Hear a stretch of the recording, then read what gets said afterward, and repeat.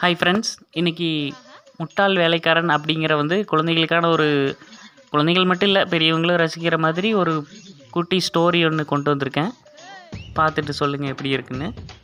ஒரு ஊரில் வணிகன் ஒருத்தர் இருந்தார்.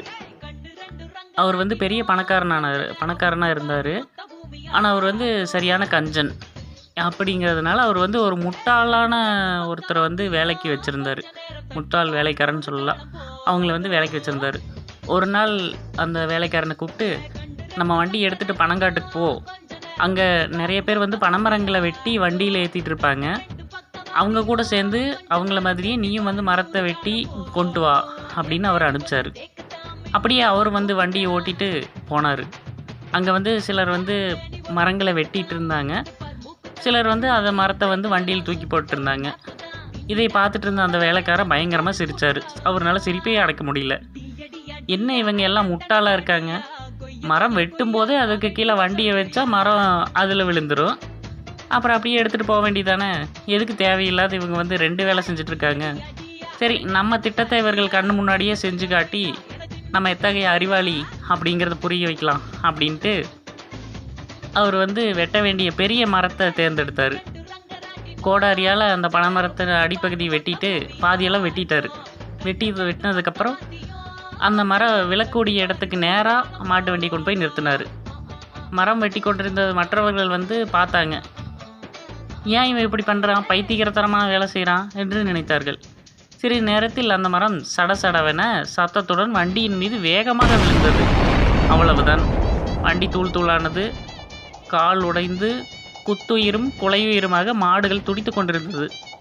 இதை கண்டு அவன் திகைத்து விட்டான். தன் திட்டத்தில் என்ன குறை என்று அவனால் கண்டுபிடிக்க முடியவில்லை.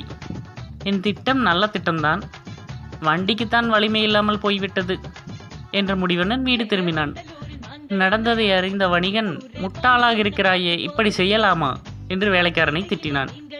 சில நாட்கள் சென்றன. திடீரென்று அந்த ஊரில் மண்ணெண்ணெய் பஞ்சம் வந்தது.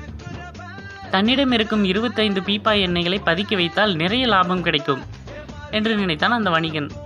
உடனே வேலைக்காரனை அழைத்து, தம்பி, கடையில் இருக்கிற மண்ணெண்ணெய் எல்லாத்தையும் இன்னைக்கு இரவே நம்ம தோட்டத்தில் பள்ளம் தோண்டி புதைச்சிட்றோம், யாருக்கும் தெரியக்கூடாது அப்படின்னு சொல்லி நீ அந்த வேலையை செஞ்சிரு அப்படின்னு சொல்லி அவர்கிட்ட சொல்கிறாரு. வணிகன் சொன்னபடியே நள்ளிரவில் பெரிய பள்ளமாக தோண்டி அந்த வேலைக்காரர் ஒவ்வொரு பீப்பாயில் உருட்டிட்டு போய் அதில் இருக்கிற எண்ணெயை மட்டும் பள்ளத்தில் ஊற்றிட்டார். இப்படி எல்லா பீப்பாயிலையும் இருக்கிற எண்ணெயை பள்ளத்தில் ஊற்றிட்டார். இப்போ அவரோட உள்ளத்தில் திடீர்னு, காலி பீப்பாயில் என்ன செய்கிறதுன்னு முதலாளி சொல்லவே இல்லையே அப்படின்ட்டு, சரி அவரையே கேட்டு விடுவோம் அப்படின்னு நல்லா தூங்கிட்டு இருந்த முதலாளி எழுப்பி, ஐயா, நீங்கள் சொன்னபடி மண்ணெண்ணெய் எல்லாத்தையும் பள்ளம் தோண்டி புதைச்சிட்டேன், காலி பீப்பாய்களை என்ன செய்கிறது அப்படின்னு கேட்டார். மணியனுக்கு வந்துச்சு பாரு கோவம். சிறிதாக அவருக்கு அப்புறம் தான் என்ன நடந்ததுன்னு தெரிஞ்சுது. அதுக்கப்புறம் ஐயோ என்னோட மண்ணெண்ணெயெல்லாம் போச்சே என்று அலறி அன்னைக்கே அவரை வேலையிலிருந்து தூக்கிட்டாரு.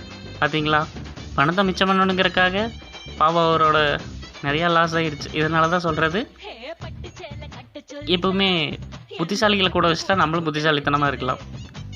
Okay friends, thank you.